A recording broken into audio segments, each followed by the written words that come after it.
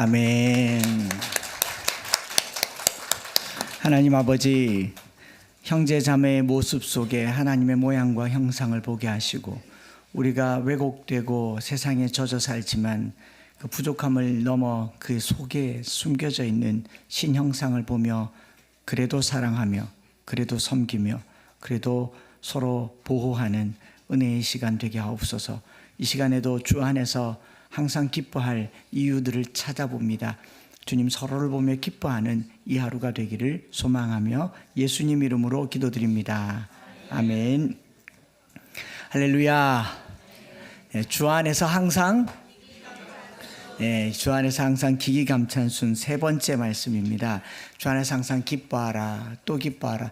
사실 기쁨이라고 하는 것이 기독교 신앙의 핵심이기 때문에 몇십 번을 설교를 해도 될 만한 내용이겠지만은 두 번만 기쁨과 관련된 메시지를 전하려고 합니다. 수직적인 하나님과의 관계에서 우리가 기쁨을 누릴 수 있는 것은 하나님의 넘치는 성품이 기쁨이세요. 우리가 하나님을 거룩한 하나님이라고 여기면서 거룩을 부담, 중압감으로 여기면 그 하나님은 섬길 수가 없어요. 집에 아버지가 너무 엄하면 자식들은 친하게 지낼 수가 없습니다. 그냥 부담스러울 뿐이죠. 엄하니까 말은 듣지만 가까워지긴 어렵습니다. 그런데 하나님께서는 하나님을 가까이 하라, 그리하면 너희를 가까이 하시리라. 이 가까우면은 하나님 자기가 가지고 있는 자기 안에 기쁨을 우리에게 오픈하셨어요. 그래서 신의 성품을 가진 백성들은 하나님처럼 기뻐하며 살 수 있는 것, 이것이 하나님 안에서의 기쁨, 주 안에서 기쁨이다 라고 말할 수 있죠. 그런데 이 기쁨이 여기서만 머물러 있지 않고 이 기쁨이 흘러 넘쳐서 수평적인 다른 사람과의 관계에서도 기뻐하게 하는 것이라는 거죠. 오늘날 성도들이 주님 안에서 기뻐해요. 주님 생각하면서 기뻐하고 예배하면서 기뻐하는데 예배 끝나고 성도들과는 안 기뻐요. 저 사람은 천국 가서도 안 만나고 싶은 사람이 있더란 말이죠. 돈 떼먹은 장로, 또 사기친 목사, 뭐 미운 사람. 여러분 저 안 보고 싶은 사람 있잖아요. 빨리 종교를 바꾸셔야 돼요. 그렇지 않습니까? 내가 성도들이면서도 미워하는데 어떻게 이 기쁨을 가지고 천국 갈 수 있냐고요. 이게 회개해야 될 요소인 거죠. 성도가 성도를 보는데 안 기쁘다? 천국 가서 굉장히 괴롭다? 가 아니겠어요? 하나님께서 그래서 그거 회복시키라고 여기서 신앙생활 하는 겁니다. 그래서 이 관계들을 계속 풀어가는 게 기쁨의 삶인 거죠. 그래서 수직적인 하나님과의 관계에서 기쁨은 흘러넘쳐서 이웃과도 기쁘게 지내는 것, 이것을 우리는 평화, 히브리 개념으로는 샬롬이라고 얘기해요. 샬롬은 꽉 찬 거죠. 내 하나님이 꽉 차서 흘러넘치니까 이웃에게도 샬롬이 전해지는 것, 이것을 기쁨이라고 얘기합니다. 마치 하나님을 사랑하고 또 둘째는 내 이웃을 내 자신과 같이 사랑하라는 것과 똑같은 이치, 바로 십자가 정신인 거죠. 지난주에 살펴본 것처럼 바울이 말하는 기쁨은 그리스도 중심의 기쁨이 이 타인에게 흘러가는 것, 타인과 함께 즐거워하는 것을 말하고 있습니다. 하나님에 대한 기쁨이 확장되고 흘러넘쳐서 다른 사람들의 필요를 기꺼이 채워주고 그것을 기뻐할 때 하나님도 기뻐하신다. 그래서 오늘 본문은 이 그리스도인에게 기쁨이라고 하는 것은 추구하는 것이 아니라 채워주는 것이다 라는 거예요. 우리가 기뻐하려고 애를 쓰는 거예요. 세상에서는 기뻐하려고 개그 프로그램을 만들어서 웃겨요.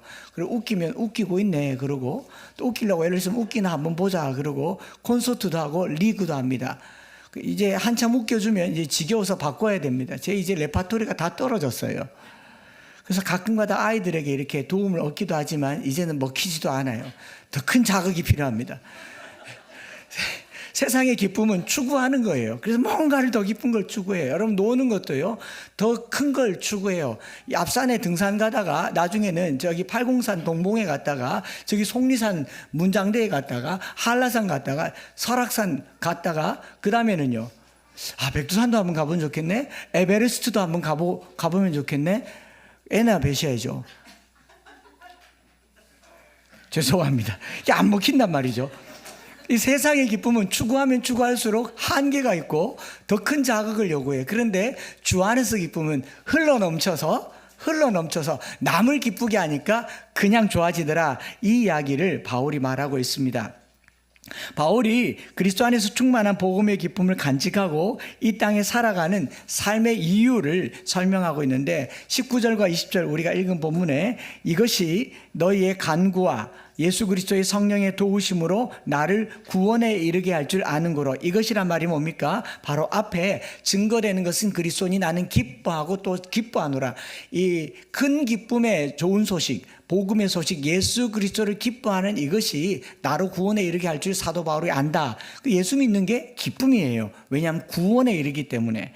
그러면서 20절에 나의 간절한 기대와 소망을 따라 아무 일에든지 부끄러워하지 아니하고 지금도 전과 같이 온전히 담대하여 살든지 죽든지 내 몸에서 그리스도가 존귀하게 되게 하려 하나니. 예수 그리스도, 예수님이 복음의 큰 기쁨의 소식이며 주 안에 있는 삶이 가장 큰 기쁨이며 즐거움인 줄 믿습니다. 반면인 것 같은데요. 주님이 기쁨인 것 같기도 하는데 조금 아닌 것 같기도 하고, 주님 생각했다가 한번 여차하면 가라도 타볼 생각이 있는 것 같은 그런 아멘이었습니다. 예수 그리스도가 큰 기쁨의 좋은 소식인 줄 믿습니다. 조금만 지나면 성탄절이 와요. 성탄절이 기쁘다 구주 오셨네 그러지, 누가 큰일 났다 구주 오셨네 그러겠어요. 그죠? 기쁨이잖아요, 기쁨. 그런데 이 땅에 살면서요, 바울이 얘기한 것처럼 항상 기뻐하고 또 주 안에서 항상 기뻐하고 항상 즐거워할 수 있습니까? 아무리 명령이라고 해도 뭐 항상 기뻐한다라는 말은 상당히 부담스러워요. 제가 뭐 이 표정이 웃상이고 웃고 뭐 아무리 좋다고 해도 저도 사람이니 뭔가 이렇게 집중하면 입꼬리가 축 처지고 입이 쭉 나오나 봐요. 흉내를 못 내겠는데 제가 안 웃을 때 표정이 그렇대요. 이렇대요.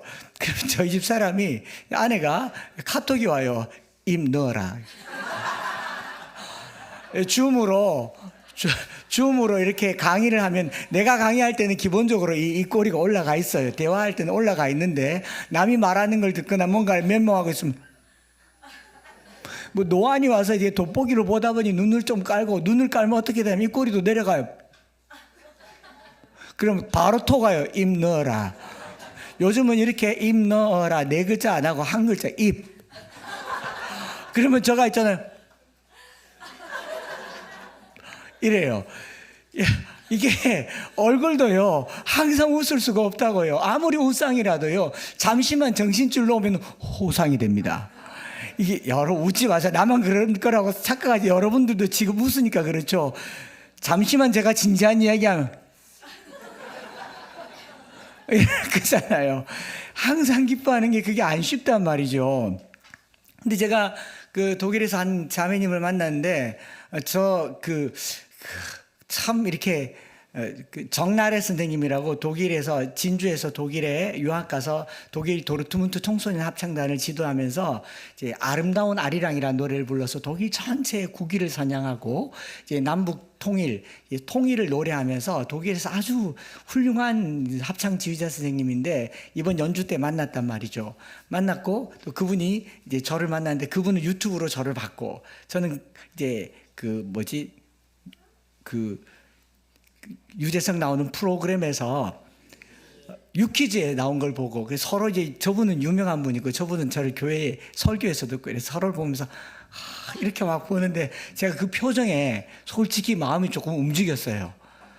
이렇게 표정이 좋고 인상이 좋네. 우리 성도들 이런 표정이면 좋겠다. 항상 이래요. 항상 모든 표정이. 그래서 제가 집에 한국 돌아오면서 계속 혼자 연습했어요. 근데 조금만 지나니까 또 조금 연습하면 이래. 조금만 지나 이게 안 되더란 말이죠. 안 되더란. 여러분 우리 모두가 다 그래요. 모두가 다 가만히 있으면 그래요. 항상 어떻게 주님 안에 기뻐하고 항상 웃고 항상 즐거워할 수 있겠어요? 조금만 시간 지나면 입꼬리가 내려가죠. 여러분 항상 즐거운 사람은 갓 태어난 아기는 항상 웃을 수 있어요. 그러나 한 달, 두 달, 1년, 2년 지나면 금세 응애 밥 줘, 똥기저귀 갈아줘부터 시작해서 울상이 울상되고요. 울잖아요 애들이. 예, 그죠? 우는 게 훨씬 더 효과적이니까. 웃는 것보다 우는 게 훨씬 더 먹히니까 울지 않습니까? 그런데 이 지구상에 항상 기뻐하는 사람들이 모여 있는 곳이 있어요. 예, 알죠? 천국 같은 곳이 있어요. 벽도 하얀색이고, 예, 거기는 정말 항상 기쁜 사람만 갈 수 있어요.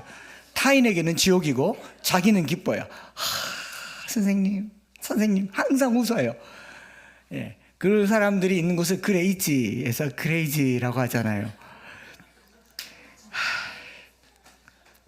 사도 바울은요, 과연 타인의 지옥을 만들고 자기만의 기쁨을 추구하는 것을 항상 기뻐하라 라고 말했겠느냐. 남이 어떻게 되든 상관없이 너는 주 안에서 항상 기뻐하라. 저기 이스라엘의 전쟁이 터지거나 아니면 굶어 죽거나 싸우거나 상관없이 너는 주 안에서 항상 기뻐하라, 이렇게 말한 것만은 아니지 않겠는가. 그래서 저는 오늘 본문을 묵상하면서요, 20절 말씀의 한 절이 제게 좀 크게 들어왔어요.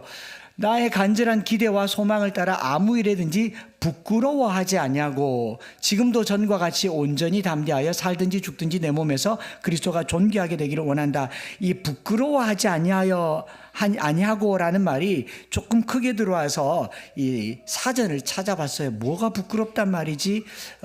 봤더니 이제 에스키노 혹은 아이스키노라고 하는 이 부끄러워하지 않는다는 말은 수치가 드러난다, 나의 부끄러움이 드러난다, 벌거벗음이 드러났을 때 쓰는 이 부끄러워하지 아니하며라는 말인데, 바울이 지금 로마 감옥에 갇혀 있죠. 바울이 쓴 에베소, 빌립보, 골로새서에는 로마 군인들의 군사 용어가 자주 나와요. 이 본문에서도 싸움이란 말을 썼는가 하면 에베소서에서는 전신갑주란 말을 썼잖아요. 사도 바울이 군인들 사회에서 부끄러워한다라는 말을 조금 다른 각도에서 은연중에 보여주고 있는 표현들이 있습니다. 그게 뭐냐면요, 어떻게 수치가 드러난다라는 표현을 쓰느냐 하면, 1세기 당시에 로마 군인들이 세계를 정복할 때 제일 크게 전투력을 보인 것은 기병이지만, 기병이 출정하기 이전에 먼저 근접 전쟁을 할 때 군인과 군인이 이 나라를 정복할 때 제일 많이 동원된 게 보병이에요. 그래서 로마 군인들의 보병은요, 남다른 군사력과 전투력을 가지고 있는데, 그 로마 군인들이 가지고 있는 이 방패를 두고 이 부끄럽다라는 말이 연관작용으로 나오는 겁니다. 항상 이 전쟁에 나갈 때 칼을 들고 나가는 게 아니라 뭘 들고 가요? 1세기 당시에 신형 무기라고 나올 만한 거는, 그전에는 돌을 던지고 긴 칼로 싸우다가 나중에는 활이 나왔죠.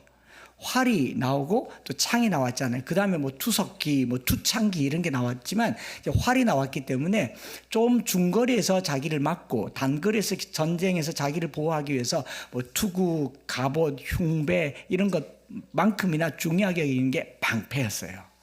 그래서 믿음의 방패라는 말을 썼잖아요. 이 방패를 들고 전쟁을 계속 나가는데, 보병이 항상 앞에 가서 상대방의 전력을 이제 소비하는 역할을 하는 게 방패예요. 창으로 때려도 전투력이 손실되죠. 또 활이 날아오면 막을 수 있으니까 항상 방패잡이를 앞세워서 앞서 가는데, 방패를 계속 들고 가니까 무거운 거예요. 무거우면 어떻게 해요?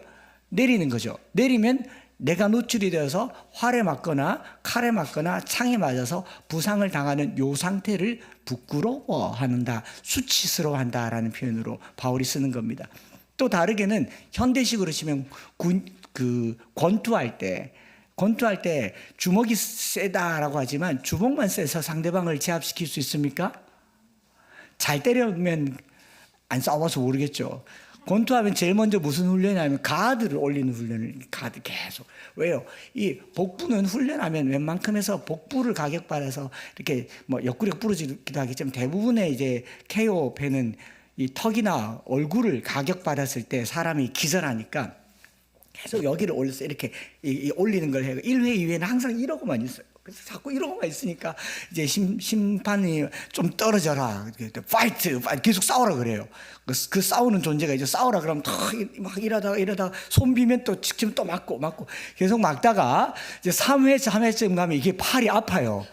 팔이 아파가지고 자꾸 내려와요. 이게 운동을 오래 한 선수들은 계속 끝까지 이렇게 있는데, 운동을 처음 해서 저도 안 해봐서 몰라요.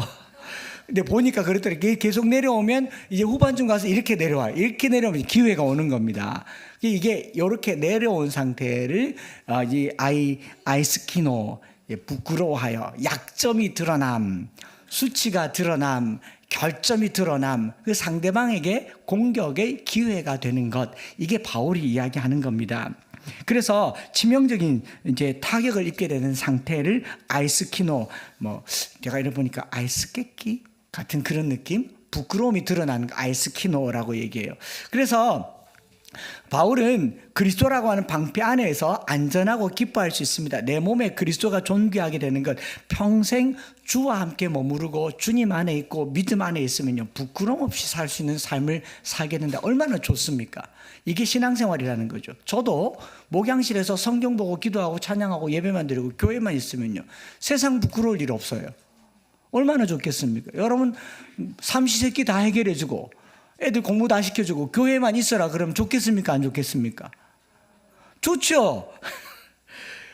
그런데 그렇지 않잖아요.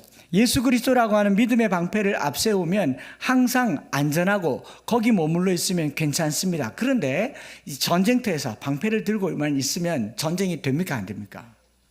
계속 권투할 때 계속 가드만 올리고 있으면요, 이 심판이 와서 파이트 싸우라고, 주먹질하라고 그래요. 그래서 이렇게 방패를 내리고 칼질하는데 팍 날아와서 맞는 거예요.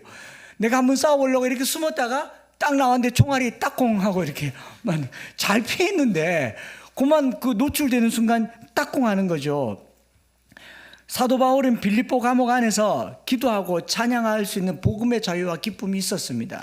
사도행전 16장에 감옥에 있을 때요, 바울에게 있어서 감옥은 아무런 불편함도 되지 않았어요. 기도하고 찬양했습니다. 옥문이 열렸어요. 감옥에서 나오지도 않아요. 오히려 바울은 감옥이 더 안전합니다. 한번 생각해 보십시오. 감옥이 안전해요? 밖이 더 안전해요? 사도 바울은 유대인도 죽이려고 하고 그리스도인들도 의심하고, 바울을 죽이려고 물도 먹지 않은 40명의 결사대가 있고, 바울은 가는 곳마다 박해를 받았어요. 차라리 감옥 안에서 편지나 쓰고 있는 게 훨씬 더 안전합니다. 그렇지 않겠어요? 바울이 지금 감옥에서 내가 처한 환경을 얘기하는 게 아니더라고요. 차라리 감옥에 있는 게 더 낫죠. 그런 거예요. 그냥 감옥에 있는 게 더 낫지만 그럼에도 불구하고 내가 로마에까지 가야 하겠다라는 말은 내가 방패만 들고 살 수는 없다. 그죠? 그래서 복음의 칼을 들고 나가야 되겠다라는 거죠. 그런 사도 바울의 상태, 아무 일에든지 부끄러워하지 아니하고 라고 하는 말은 내가 그냥 믿음 생활만 하고 있으면 너무 좋다. 또는 이대로 살다가 죽어도 나는 아무 여한이 없다. 나는 예수님을 만났고 나는 구원 얻었고 나는 신앙생활하는데 아무런 불편함이 없다. 요즘 말하는 가나안 성도 혹은 나는 내가 믿음 생활하는데 굳이 교회를 나가야 될 이유를 못 찾겠다. 다 이런 이야기예요. 부끄럽지 아니하고 나를 노출시키지 아니하고 또 큰 교회나 어떤 큰 그늘 아래 들어가서 조용하게 신앙생활하고 싶다. 나를 노출시키고 싶지 아니하고 이 말이에요. 부끄러워하지 아니하고. 그런데 그 방패를 내리고 뭔가를 하려고 하는 순간 뭐가 드러나요? 나의 약점이 드러나고 연약함이 드러나니까 아무 일에든지 부끄러워하지 아니하고 자기의 수치와 믿음 없음과 인격적인 나약함이 드러나는 그것에 대해서 얘기를 하면서 이 19절부터 23절까지 뭐라고 얘기하냐면 내가 사는 것이 그리스도니 죽는 것도 유익함이라. 차라리 지금 딱 천국 가면 좋겠다 이 말인 겁니다. 지금 딱 천국 가면 좋겠다. 바울이 끼었다란 말은 이런 이야기예요. 바울의 상황과는 전혀 다른 비유겠지만 전 제 개인적으로 이 본문이 제게도 유사하게 다가온 그런 내용입니다. 지금 저는 제 개인적인 상황이 아주 위태롭고 불안하고 걱정스럽습니다. 설교할 횟수가 늘어나면 늘어날수록 전쟁터의 전면에 서 있는 것 같은 그런 느낌을 받습니다. 후방부대에서 방패 들고 땅에 후방부대에 있으면 방패를 들고 다닐 일도 없어요. 방패 집어 던지고 살아도 괜찮아요. 뭐 활이 날아오겠어요? 창이 날아오겠습니까? 후방에 있는데. 그런데 전방으로 가면 갈수록 방패를 더 높이 들어야 하는 이것이 굉장히 부담스럽습니다. 조그마한 노출도 사망의 위험 앞에 놓여 있기 때문에 그렇습니다. 그냥 지나가는 행인으로 있을 때는요, 그 사람이 하는 말을 누가 귀담아 듣겠습니까? 욕을 해도 얼굴을 붉히며 쌈박질을 해도. 그런데 지금은요, 제가 목회를 하고 있는 이 현실이 그렇지 않은 거죠. 이제 교회 앞에 차 세워놓은 차에 전화를 할 때에도 차 좀 빼주세요라고 말도 함부로 해서는 안 되는 겁니다. 번호를 보면 목사. 그리고 왜 제가 그 프로필에다가 롬파리팔 책을 올렸는지 이제 내려야 될 것 같습니다. 새롭게 하셔서 그 사진 내려야 될 것 같습니다. 그렇지 않겠어요? 지금까지 엠마오교회 16년 목회하면서 제가 강단에서 못할 말을 가린 적이 있습니까? 원 없이 말했는데 엄한 말도 하고 무식한 말도 하고 덜 된 말도 하고 덜 배운 말도 했는데 이제는 가위가 기다리고 있어요. 뭐 이러고 있어요. 뭐 정치적인 이야기도 안 돼. 심지어는 아재 개그도 하면 안 되고. 또 제가 하는 말이 조금만 더 오버하면 방패가 내려지고 저의 연약함이 드러나는 그런 상태. 저는 위태롭고 불안하고 그렇습니다. 여기저기서 설교하고 방송에 나오는 거 누군가는 잘 나간다라고 말할 수도 있겠지만 이보다 부담스럽고 치열하고 염려스러운 게 있겠습니까? 누군가라도 나와서 저의 연약함을 드러내면 내가 봤는데 한 목사 저기 뒤에서 사모님한테 주먹질 하더라. 뭐 없는 말이라도 지어내면요. 저를 가로막는 것들이 전방에 있을수록 더 많이 노출되는 거잖아요. 차라리 그냥 개척교회 할 때는 욕도 좀 하고 저 몇 주 전에 와가지고 막 그 쉐익한데 이러면서 저도 한번 해보고 얼마나 시원해요.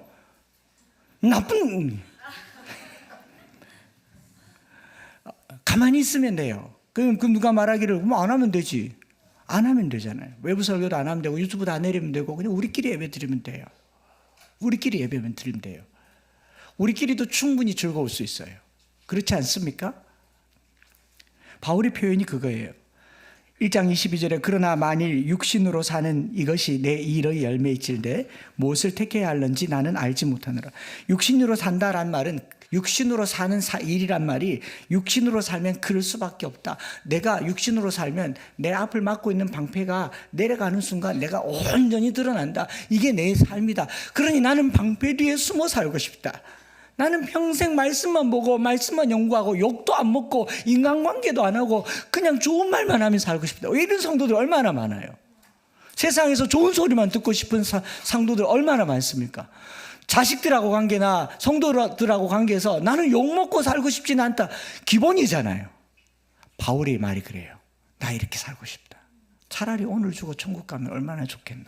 당장 죽고 싶단 말이 아니라 다르게 말하면 욕먹고 싶지 않다. 나는 내 이 예쁜 면상에 칼질 당하고 싶지 않다. 이 말이잖아요. 그래서 빌립보서 그 다음 절 23절에 내가 그 둘 사이에 끼었으니 차라리 세상을 떠나서 그리스도와 함께 있는 것이 훨씬 더 좋다. 이렇게 말합니다. 차라리 예수 믿고 지금 좋을 때 주님이 데려가면 좋겠다. 이런 말을 한 겁니다. 제가 올해 제일 많이 했던 생각이 이 생각이에요.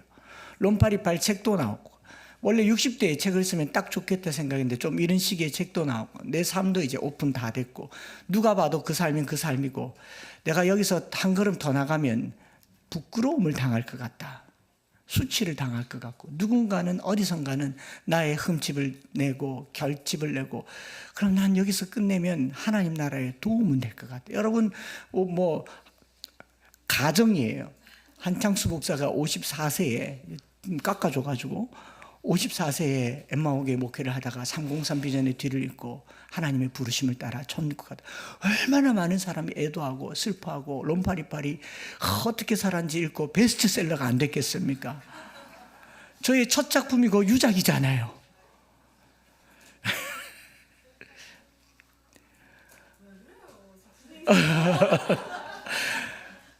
그 마음이 제 마음에 들어왔어요. 더 살면 하나님께 해꾸지만 하겠다. 혹시나 내가 여러분들도 그런 말 하잖아요. 지난주에도 우리 권사님 오셔서 한 목사 TV 보니까 좀 잘 나가는 것 같은데 교만하지 마라. 겸손하게 섬겨라. 저도 제가 불안해요. 여러분들도 불안하니까 저게 그런 말이에요. 하물며 고등학생, 대학생들이 목사님 자꾸 미국 가고 하니까 불안하다. 애들이 저보고 불안하대요. 어디 갈까봐. 바울은 오죽했겠으며 저는 오죽했겠는가. 요즘은요, 예전에는 그냥 하는 말 다 맥락으로 알아들었는데 요즘은 하는 말 하나하나 귀담아 듣고요. 은혜 받는 사람도 있지만 그 말 워딩을 딱 앞뒤 싹 잘라가지고 이렇게 말하더라. 비판도 해요. 아무것도 아닐 때 방패 안에 있을 때는 무슨 말을 해도 다 알아들었어요. 사랑하니까 하는 말이지. 얼마나 속상하면 그러겠노 이러더니 요즘에는 어떻게 목사님이 그럴 수 있냐라고 말할 수도 있겠죠. 제 약점이 계속 드러나는 것 같아서 어렵다라는 말이에요. 아무 말 대잔치도 괜찮았어요. 근데 이제는 한 단어도 조심해야 되는 그런 위치에 와 있더라라는 겁니다. 좀 더 옛날 얘기해 볼게요. 옛날에요, 주님 때문에 너무 좋았을 때요, 몇만 원짜리 통기타 들고 동성로에 가서 그냥 그렇게 어거지로 코드도 안 맞는데 그냥 막 치면서 찬양해도요, 그렇게 좋았고 지나가는 사람들이 박수 치면 잘한다 잘한다 그랬는데요, 지금 이렇게 좋은 음향에서 찬양해도요, 삑사리 한번 나도 기타 고마하시죠. 이게 제 인생이에요. 누구 아니에요. 제 혼자 하는 말이에요. 뭘 또 찾아봐요. 지금 음이 틀려도 박자가 안 맞아도 부끄러워지는 거예요. 아이스캐너. 달라진 건 아무것도 없어요. 예수 그리스도라고 하는 복음도 그대로고, 그리고 저의 존재도 그대로예요. 뭐가 바뀌었냐면 우리가 후방에 있다가 전방에 간 거예요. 좀 더 전방에 가서 치열한 복음의 전투를 해야 되는 상황에 있는 거예요. 그러니까 부끄러움은 생각보다 쉽게 노출돼요. 못하면 어떤데요? 안 하면 어떤데요? 그런데 그걸 부끄러워하는 게 바울의 마음이 되더라라는 겁니다. 그게 바울의 이야기예요. 그래서 24절과 25절에 내가 육신으로 있는 것이 너희를 위하여 더 둘 사이에 끼었다는 게 바울의 이런 느낌이잖아요. 그래서 차라리 그냥 그만하면 좋겠다. 저도 지금 제 인생에서 이 목회가 지금 제게 제일 전성기예요. 전 이보다 더 나을 수 없다고 믿어요. 여러분 기대하지 마세요. 이보다 더 좋은 설교는 안 나올 겁니다. 모르겠어요. 어쨌든 내가 오늘이 내 생애 최고의 날인 줄 매일매일 그리 생각하고 사는데, 그리 생각하면서 사는데, 그러면요, 그날 밤이 되면 주님 딱 오늘이 좋습니다. 오늘 주님이 저를 데려가면 저는 영광스럽게 주님 앞에 머물겠습니다. 그게 제 마음이라. 이게 그냥 뭐 교만해서 겸손해서 하는 말이 아니라 솔직한 마음이에요. 그런데 바울이 이렇게 둘 사이에 끼었을 때 자기 스스로가 하는 말이 뭐냐? 24절과 25절에 내가 육신으로 있는 것이 너희를 위하여 더 유익하리라. 한번 따라 합시다. 너희를 위하여 더 유익하리라. 내가 살 것과 너희 믿음의 진보와 기쁨을 위하여 너희 무리와 함께 거할 이것을 확실히 아노니 라고 했는데, 여기 원문에 to대라고 하는 이제 접속사가 번역에선 빠졌습니다. 공동번역 새 번역에는 그러나가 있어요. 그러나 내가 죽는 게 훨씬 좋다. 개인적으로는 내겐 죽는 게 훨씬 좋지만, 그러나 여러분을 위하여는 내가 이 세상에 더 살아 있어야 하겠습니다. 제가 이제 죽겠다고 말하는 게 아니고 저 이제 살 겁니다. 근데 좀 살아보려고요. 그런데 이제 좀 살아보려고요. 그러나 여러분을 위해서는 내가 여기 있는 게 좀 낫겠습니다. 특별히 우리 엠마오 성도들, 여러분들을, 여기 있는 너희들을 위해서는 내가 좀 더 있을란다. 웃잘래? 이 자식들아. 여러분이 이런 확신이 섰기 때문에 나는 살아남아서 여전히 여러분과 함께 지내게 되리라고 생각합니다. 그렇게 되면 나는 여러분의 뭘 하느냐? 믿음을 발전시켜주고 기쁨을 더해줄 수 있을 것입니다. 바울이 그리스도 안에서 누리는 기쁨은요, 예수 그리스도로 말미암아 누리는 기쁨인데 이것이 이걸로 끝나지 아니하고 성도의 믿음을 발전시켜주는 것이 기쁨이 되었다라는 겁니다. 할렐루야. 저와 여러분들이 예수 믿으면 그걸로 끝나지 아니하고 그 감격으로 서로에게 믿음을 발전시켜주는 존재로 기쁨이 되시기를 바랍니다. 이게 서로에게 기쁨이라는 거죠. 주님이 좋으면 주와 함께 거하기 위해서 천국 가면 돼요. 그런데 죄 많은 이 세상에서 우리가 기쁨으로 살 수 있는 것은요, 상대방의 믿음의 발전을 위해서, 이게 기쁨이 된다라는 이야기죠. 찬송가 442장에 저장 밑꽃 위에 있을 아직 맺혀 있는 그때에 귀에 은은히 소리 들리니 주 음성 분명하다. 얼마나 좋아요. 3절에 이렇게 나오잖아요. 밤 깊도록 동산 안에 주와 함께 있으려 하나. 얼마나 좋아요. 괴로운 세상에 할 일만 날 가라 명하신다. 나는 주님과 함께 있기를 원하지만 주님은 나보고 가라 하시잖아요. 이게 바울의 이야기. 주님과 함께 있는 것도 기쁨이지만 성도들을 위하여서 이 길 걷는 것도 기쁨이 되기를 원합니다. 목회하다가 그만두고 싶은 적이 4년 차 때만 있겠어요. 전 매일매일 있어요. 매일매일 있지만 이런 찬송 불러요. 주님의 기쁨이 내게 있어서 누군가가 믿음이 자랐다. 누군가가 믿음이 자랐다.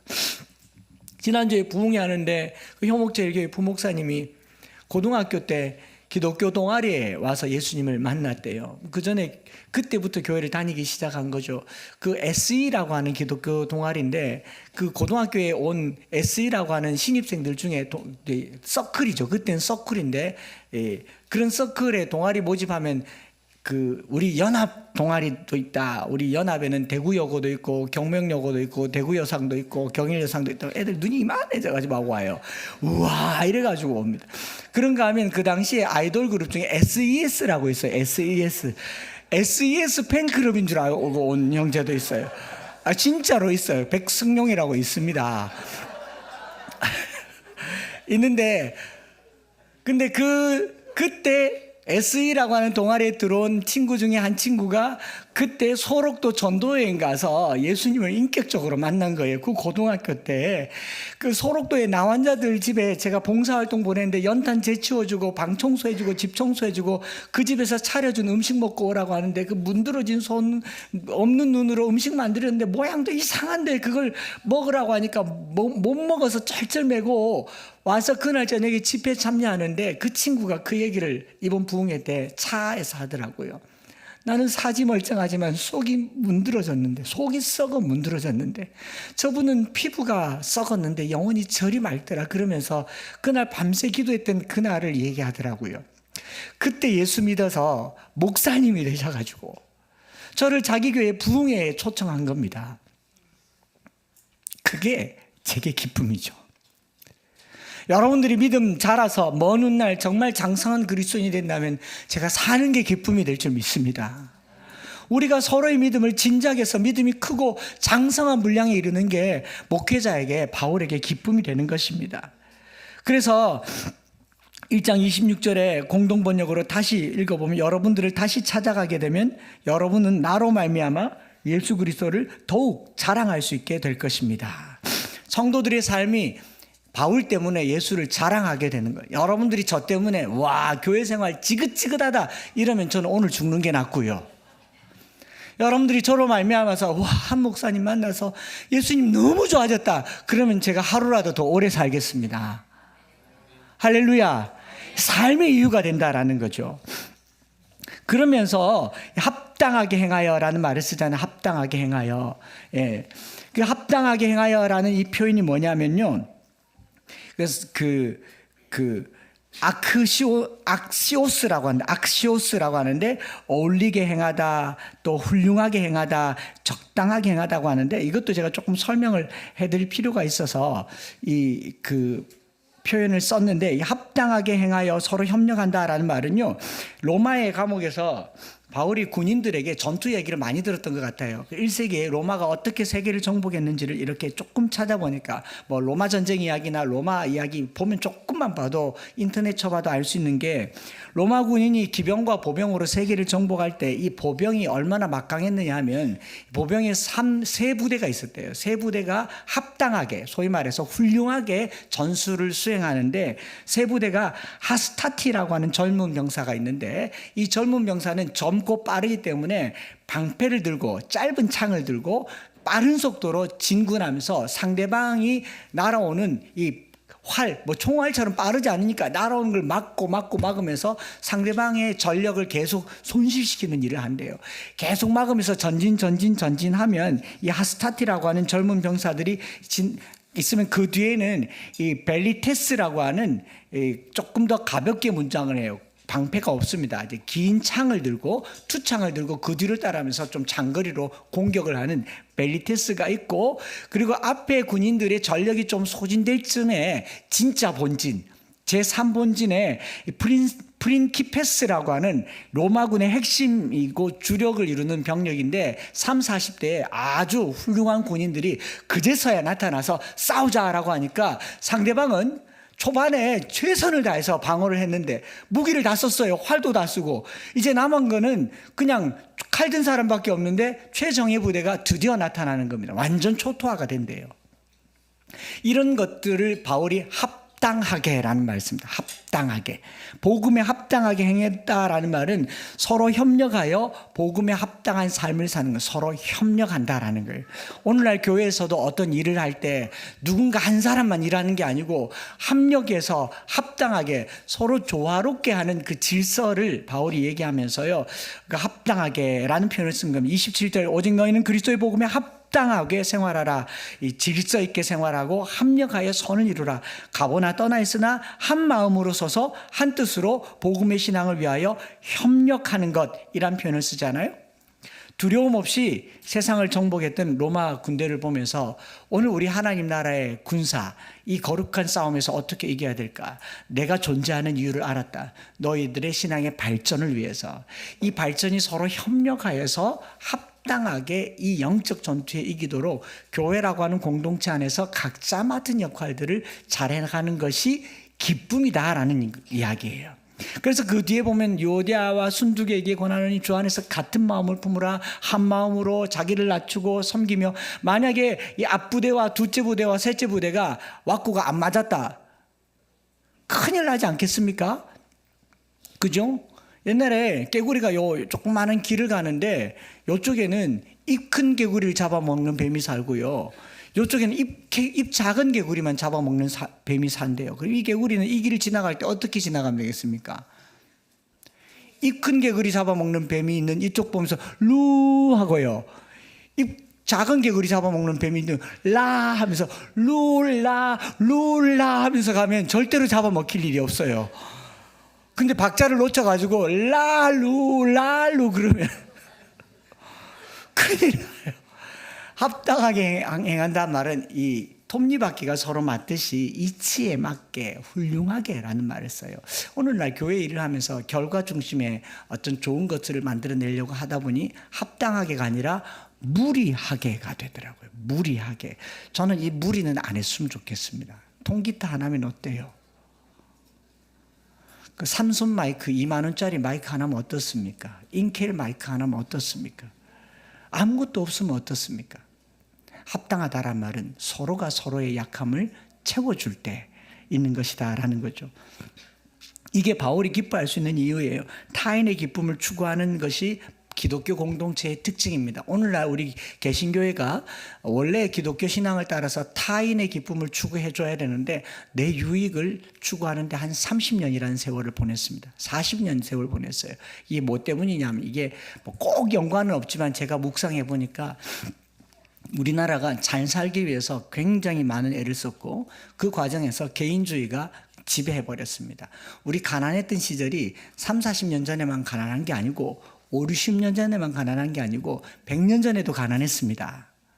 조선시대 때 훨씬 가난했어요. 그렇지만 그 가난했을 때도 여러분 한우물에서 주부들이 모여서 한우물 같이 떠먹고 자랐어요. 같이 다림질하면서 자랐고요. 젖동냥하면서 내 집에 난 자식 저쪽 집에 젖도 먹이고, 애 하나 낳으면 동네에 경사가 났어요. 그렇으면 안 살아보셔서 모르겠죠. 둘에 품앗이 하면서 농사 지을 때 서로 도와가면서 마을이 살았습니다. 그런데 이 해방 이후로 이 나라가 급속도로 경제 성장의 필요를 가져오면서 이 전의 대통령을 절대로 폄하하는 게 아니에요. 잘 살아보세요. 새마을 운동, 이게 우리나라의 드라마틱한 경제적인 성장을 가져왔습니다. 맞죠? 전 너무 감사하고 고마운 일이에요. 그런데 우리도 한번 잘 살아보세, 잘 살아보세, 잘 살아보세. 이렇게 잘 사는 것이 생의 목적이 되니까 심지어는 자식을 버리는 일이 나타나는 거죠. 그 잘 살아보세 새마을 운동할 때 동시에 나타났던 게 뭐냐니까 산하 제한, 출산 억제 정책이 들어왔잖아요. 국가가 GNP를 높이려고, 국민 총생산을 높이려면 개체수를 줄이면 상대적으로 총생산이 n분의 1로 늘어납니다.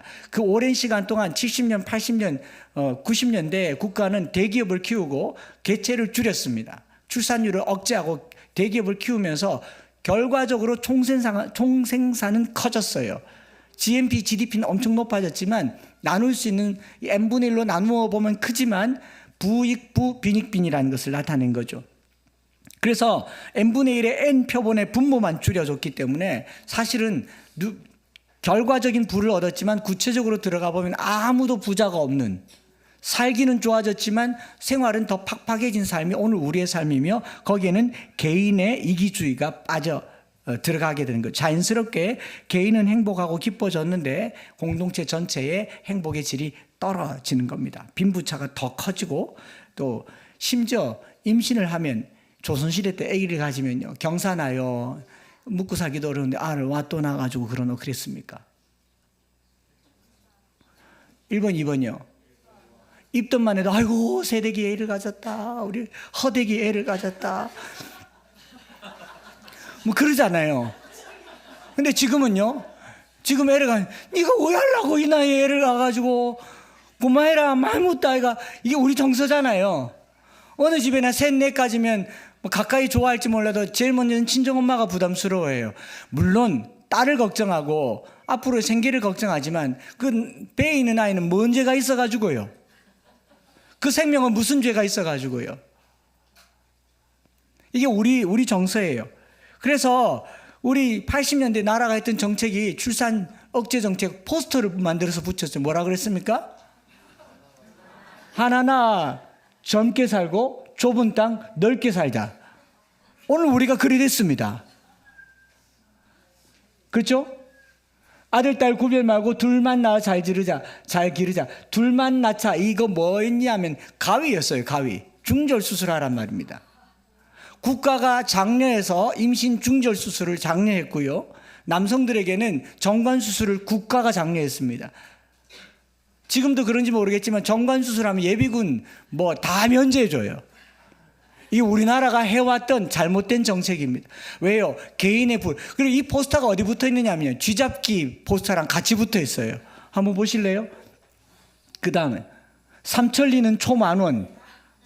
둘도 많다. 외동딸, 외아들 손 들어봐요. 그 다음 사진 혹시 있나요?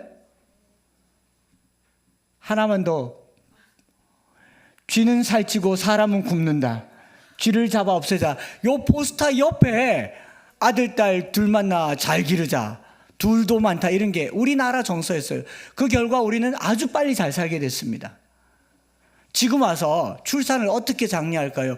이제는 정부가 나서서 회개해야죠. 미안하다, 잘못했다. 그때는 그럴 수밖에 없었다. 잘못됐잖아요. 우리의 행복이 자기 이기주의와 개인주의로 전락해버린 순간 공동체는 사라지고요. 그때보다도 지금이 훨씬 더 심각한 동서의 분열과 남북의 갈등과 세대의 갈등 속에 사는 이유가 뭘까요? 우리는 타인의 기쁨과 타인의 행복에는 관심이 없습니다. 내가 기뻐야 돼요. 내가 행복해야 돼요. 내가 기쁜 사람은 오늘까지만 삽시다. 타인을 기쁘게 하기를 원하는 사람은 내일도 삽시다. 영원히 삽시다.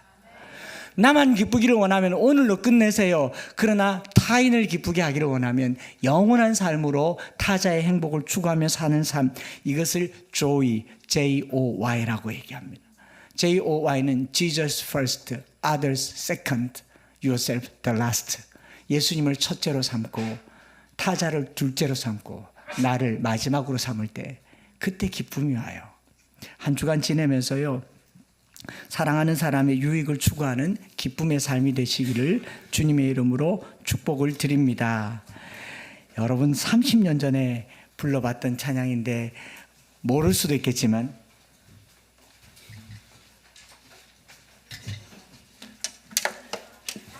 부르면 웃을 수도 있을 것 같고요. 우리 이런 찬양하면서 기뻐했던 적이 있을 겁니다. 그렇지 않겠어요? 우리 모두 함께 기쁜 찬양하세 세상 모든 사람들의 귓가에 우리 모두 함께 기쁜 찬양하세 세상 모든 사람들 다시 한번 해볼까요? 우리 모두 함께 기쁜 찬양하세 세상 모든 사람들의 귓가에 우리 모두 함께 기쁜 찬양하세 세상 모든 사람들이 듣도록 햇빛 같은 기쁨 비줄기같이 금과 같은 기쁨 우리 모두 함께 기쁜 찬양하세 할렐루야 할렐루야 할렐루야 할렐루야 할렐루야 할렐루야 할렐루야 예수님 때문에 예수님 때문에 뭐합니까? 형제를 사랑합니다. 예수님 때문에 자매를 사랑합니다. 다시 한번 우리 모두 함께 기쁜 찬양하세 세상 모든 사람들의 귓가에 우리 모두 함께 기쁜 찬양하세 세상 모든 사람들이 듣도록 햇빛 같은 길 율동하세요. 비줄기같이 금과 같은 기쁨 우리 모두 함께 기쁜 찬양하세 할렐루야 할렐루야 할렐루야 할렐루야 할렐루야 할렐루야 할렐루야 우리 옆 사람 보면서 예수님 때문에 사랑하세요. 예수님 때문에 형제를 사랑합니다. 예수님 때문에 자매를 사랑합니다. 다시 한번 예수님 때문에 예수님 때문에 형제를 사랑합니다. 예수님 때문에 자매를 사랑합니다. 예수님 때문에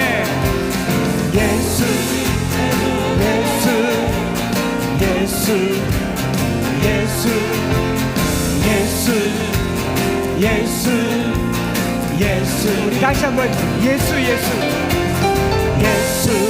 살고 예수 위에 죽고 예수 위에 살고 예수 위에 살고 예수님 때문에 할렐루야 할렐루야 할렐루야 할렐루야 할렐루야 할렐루야 할렐루야 할렐루야 할렐루야 이렇게 예수님 때문에 서로 기뻐하고 서로 웃고 서로 즐거워하는 것 이게 우리의 삶의 오늘의 기쁨이 될 줄 믿습니다. 이 믿음 더욱 굳세라 주가 지켜주신다 어두운 밤에도 주의 밝음이 인도하여 주시 이 믿음 더욱 굳세라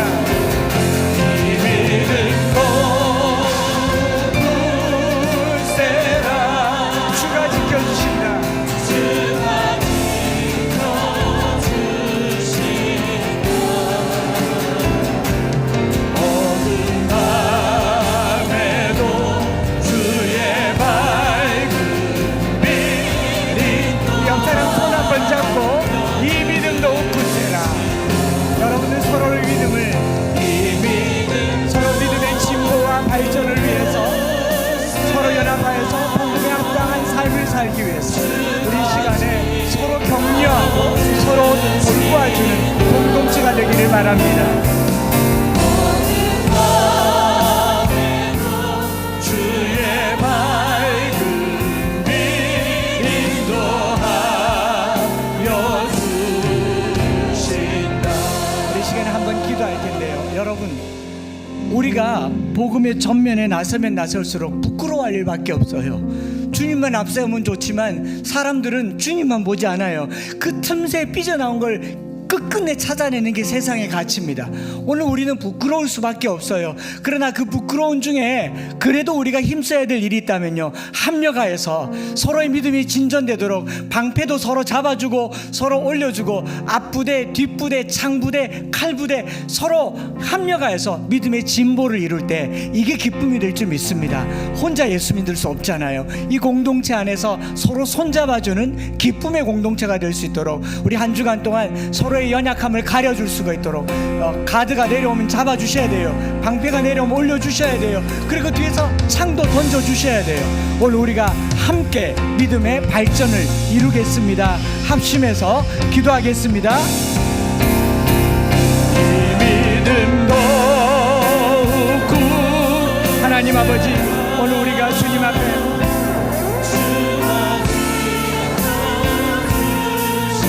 믿음의 진보를 이루어내기 위하여서 서로 합력하여 합당하게 복음에 합당한 삶을 살아가는 은혜의 공동체가 되기를 원합니다. 우리가 그리스도로 살고 그리스도로 죽지만 이 땅에 살아가야 할 삶의 이유를 발견합니다. 내가 오늘 생명이 끝나면 좋지만 살아 이웃을 위하여, 살아 타자를 위하여 유익이 되는 삶을 원합니다. 너희를 위하여 더 유익하리라. 너희를 위하여 더 유익하리라. 누군가에게 유익한 삶, 누군가에게 보람이 되는 삶, 자기의 유익을 구하기보다 남의 유익을 구하는 사랑하는 삶을 살아갈 수 있도록 축복하여 주시옵소서.